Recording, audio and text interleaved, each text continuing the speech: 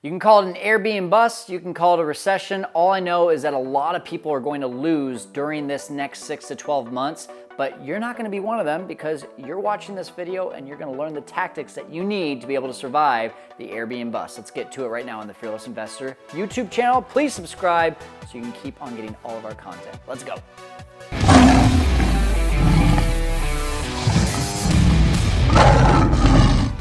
Whether you're just getting started or you are already an established Airbnb and short-term rental operator, there is a real thing going around right now, and it is the noise about the Airbnbust. And I already did a video, it's just popped up at the top here. You can see what my reaction to what a news media station was saying about the Airbnbust.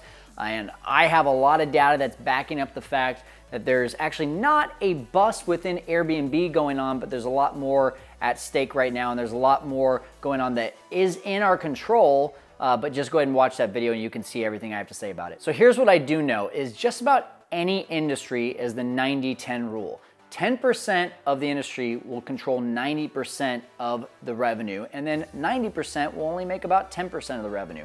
And that's exactly what we're talking about right here, is that 90% of people that are dealing with the Airbnbust are going to get hurt.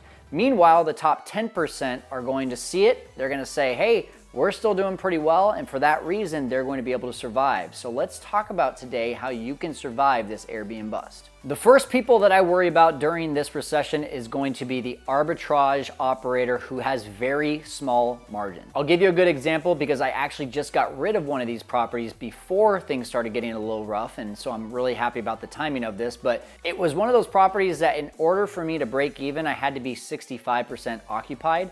And a decent month is gonna be 80% occupied. I was gonna net about $1,200 a month. We did that for a year.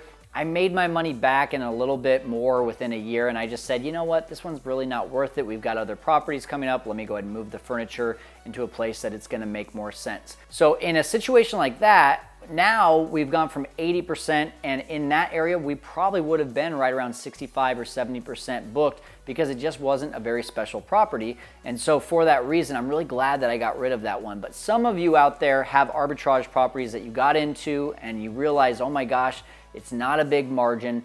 And you're now going to be in a position where you have to figure out, hey, do I get rid of this property? Do I put a midterm rental into it for a while? Or am I gonna be in trouble because I'm gonna be losing money every single month? One of the ways that I help you to reduce your risk is by downloading our free calculator. Go to fearlesskyle.com/calculator to get this calculator for free, and it's gonna help you to determine your risk by being at if you're at 33% margins on a deal, you're typically reducing your risk on an arbitrage. If you're under that, it becomes a very risky deal.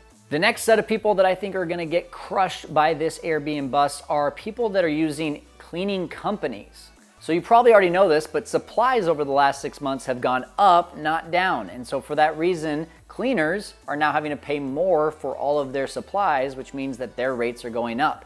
We just recently had one of our students reach out to me and say, oh my gosh, I now realize why you do cleaners in-house. One of our cleaning companies just hit us up and said that they're now changing the rates from one of their houses from $225 to now $325. That's over a 40% markup. They lose control of this situation because they're relying on a company who is controlling the rates. Instead, bring people in-house, control their rates, and you can control what you're spending and what you're making on every single turnover. So for example, with our company, if we have a cleaner in-house and we know that we're gonna pay them $80 for a cleaning, then we're gonna charge the guest typically $120. This allows us to do a few things. One, we have extra money for supplies. Number two, we have extra money for inspectors. And then lastly, we also have a little bit of a profit margin. So every time we do a turnover, we have a small profit margin.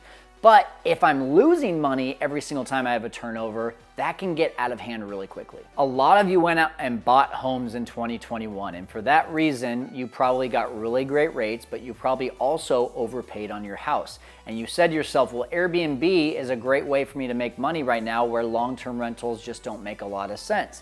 So what happened? You bought a property that was supposed to cash flow as an Airbnb. It did in 2021, but then 2022 has hit, and the end of 2022 especially has hit you, and you're thinking to yourself, I can't really make money as a long-term rental. I have to do a short-term rental, and I was making 150 per night last year, but now I'm struggling to make 110 per night this year. 2021 was very different. We had a lot of people that had stimulus money that were traveling because they were tired of being cooped up from 2020 and COVID, and now they wanted to go out and use this stimulus money to be able to enjoy a vacation. Now that that's worn off, 2022, along with a recession and increased supply in Airbnb, is making it a lot more difficult for these middle of the road properties to really see any sort of profits. So what should you do if you have this kind of property? Go ahead and make a time machine, go back into time and do this thing all over again. No, obviously you can't do that, but what you can do is you can make a hot tub. There is a hot tub time machine out there, right? Not this one, just a hot tub. Get a hot tub, get a massage chair, like just redo as much of the furniture, add amenities that will increase the demand of your place.